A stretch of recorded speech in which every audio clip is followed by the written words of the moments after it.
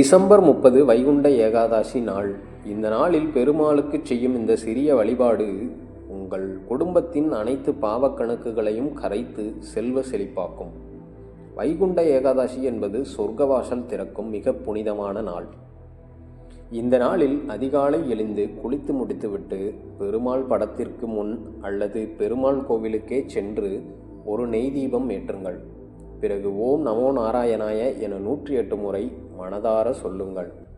முடிந்தால் சிறிது துளசி இலை அர்ப்பணம் செய்யுங்கள். இப்படி செய்தால் பாவ விமோச்சனம் கிடைக்கும், மனம் அமைதி பெறும், குடும்பம் நலம் பெறும், செல்வ தடைகள் அனைத்தும் நீங்கி செல்வ வளம் செழிக்கச் செய்யும், ஆன்மீக எண்ணங்கள் உயரும்.